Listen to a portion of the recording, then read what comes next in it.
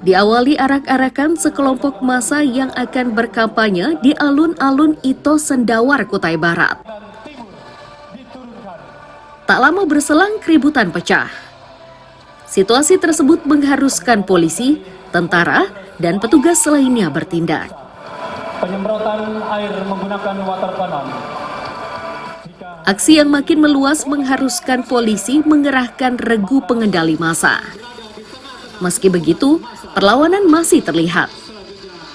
Kapolres Kutai Barat, AKBP Heri Rusyaman menyatakan, situasi tersebut hanyalah rangkaian dari simulasi Sispam Kota.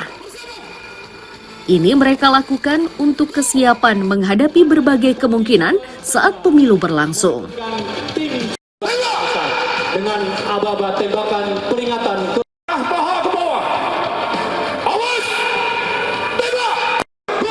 Kota ini adalah sebagai dasar cara bertindak kita apabila pada kenyataannya nanti akan terjadi seperti itu.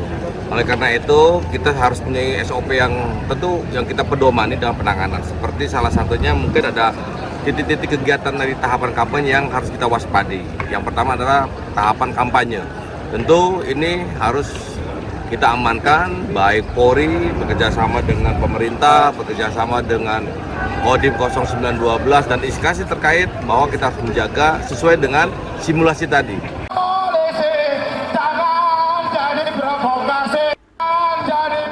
Bupati FX Yapan menilai simulasi ini sangat penting. Agar peristiwa tersebut tidak terjadi, Yapan mengimbau masyarakat tidak mudah termakan berbagai isu menyesatkan. Itu dimaksudkan agar pemilu di Kutai Barat berlangsung aman dan lancar.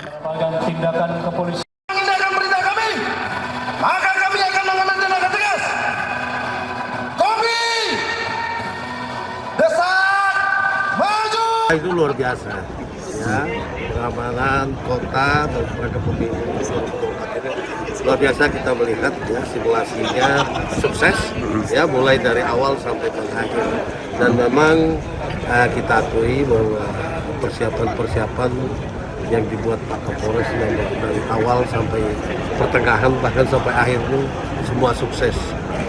Jadi kita masyarakat jangan ragu ya, jangan takut ya untuk menaikkan suaranya karena keamanan kita di Kutai Barat maupun di Mahulu itu sudah aman, damai dan tentram. Para massa melakukan aksi pembakaran ban. Simulasi yang berlangsung sepanjang hari itu melibatkan sejumlah tim dari polisi, tentara, Satpol PP, Dinas Perhubungan hingga petugas kesehatan. Amir Hamzah dan Danis melaporkan dari Kutai Barat. Upaya yang dilakukan mendapat namun di tengah-tengah kampanye polisi berseragam yang bertugas di lokasi kampanye ini bergerak cepat saat terjadi kerusuhan pada pelaksanaan kampanye salah satu parpol. Beberapa orang yang diduga menjadi biang keributan ditangkap dan digelandang ke kantor polisi.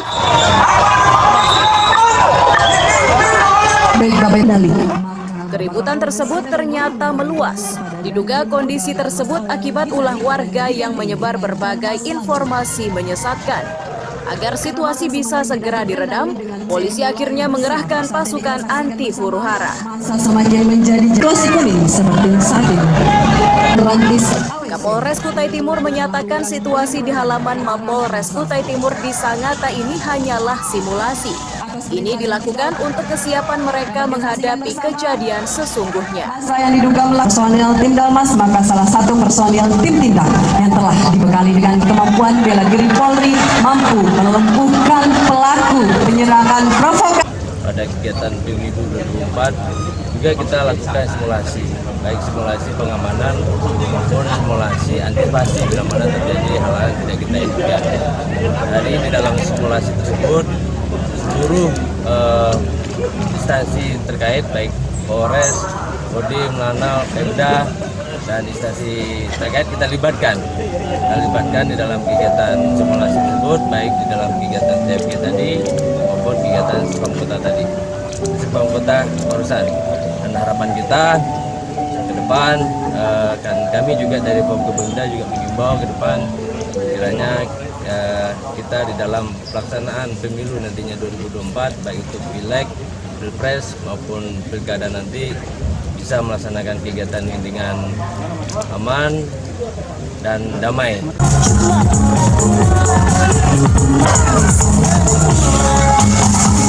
Simulasi yang melibatkan berbagai instansi dan satuan berlangsung lancar. Warga diimbau agar melapor ke polisi jika menemukan atau menerima berita yang berpotensi menimbulkan pertikaian. Amir Hamzah dan tim liputan melaporkan dari Kutai Timur. Gaji seluruh pegawai di Kutai Timur kami naikkan.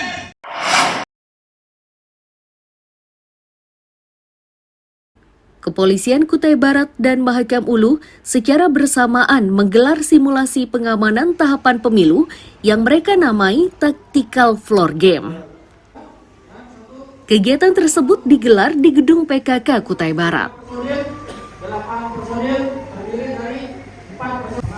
Kedua Kapolres menyatakan ini penting untuk mengetahui tugas dan fungsi masing-masing satuan. Mereka harus meningkatkan kesiapsiagaan karena tingkat kerawanan pada pemilu 2024 lebih tinggi dibanding sebelumnya. Itu karena pelaksanaan pemilu digelar serentak, meliputi pemilihan calon anggota DPR 2 hingga pusat, memilih DPD, kepala daerah hingga kepala negara. Pengerusakan dan pembakaran. Pelaporan dan gugatan atas sekitar pilkada. Jadi Yaitu memberikan gambaran kepada para petugas dan instansi terkait, baik dari TNI, Satpol PP, dan Damkarta lainnya, bahwa pada saat pelaksanaan, apabila terjadi sesuai yang diasumsikan, kita sudah mengetahui tugas pokok, peranan dan tanggung jawab, mulai dari Kapolres, para Padal, Kasatgas yang ada di lapangan. Oleh karena itu pada saat pelaksanaan semua anggota tidak ragu lagi mengambil keputusan apa yang menjadi tanggung jawabnya. Untuk simulasi memang dilaksanakan bersama ini karena memang kita satu rayonisasi pola pengamanannya dan kita bergabung di Polres Kuat ini karena rayonisasi sama. Jadi kita laksanakan satu kali. Pusat komandonya nanti untuk di Mahawulu di mana Pak nanti? Di Polres tetap ada satu komando di Polres. Ada yang menjadi titik rawan Pak untuk di Mahawulu? Mungkin ada kecamatan tertentu yang menjadi atensi seperti itu? Semua objek yang namanya pengamanan itu kita amankan.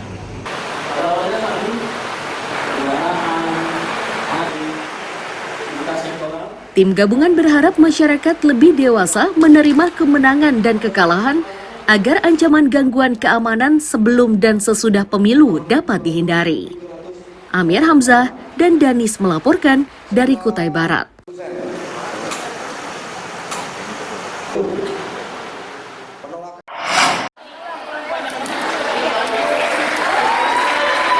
Cabang kata ini menjadi salah satu yang dipertandingkan dalam kejuaraan karate Kapolda Cup 2023. Kejuaraan yang berlangsung di Gedung Gelora Patra Balikpapan sejak Kamis siang itu diikuti ratusan atlet, mulai dari kelompok junior hingga senior. Mereka berasal dari berbagai daerah di Kaltim. Wakapolda Kaltim Brigjen Pol Mujiono menyatakan, kejuaraan kali ini sudah 2 kali digelar. Tujuan mereka yakni mencari atlet karate berbakat untuk mengikuti berbagai kejuaraan serupa.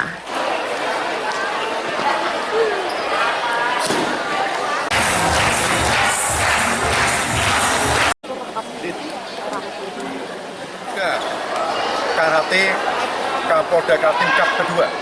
Jadi yang kedua, alhamdulillah pesertanya cukup banyak. Pesertanya ada 366 peserta dari 10 kabupaten kota se-Kaltim. Ini peserta yang cukup banyak. Adapun tujuan daripada kejuaraan ini adalah kita mencari bibit-bibit unggul. Mungkin rekan-rekan tahu, tadi waktu upacara pembukaan, pesertanya rata-rata anak muda.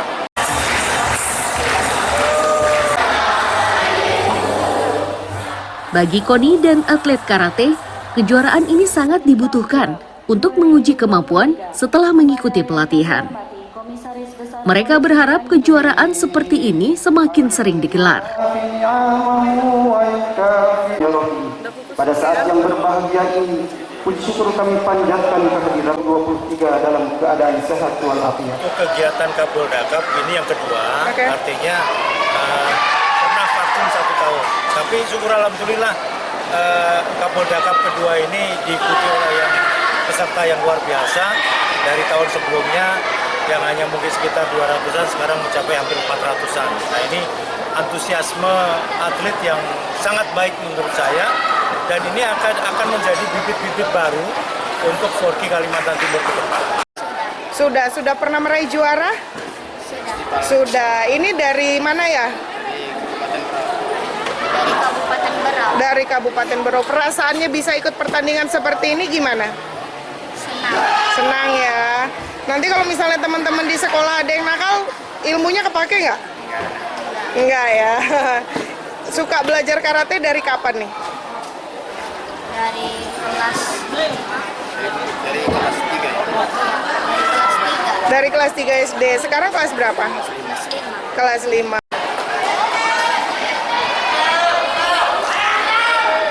Kejuaraan karate berbagai kelompok umur ini berlangsung 3 hari. Amir Hamzah dan Riani Mantini melaporkan dari Balikpapan.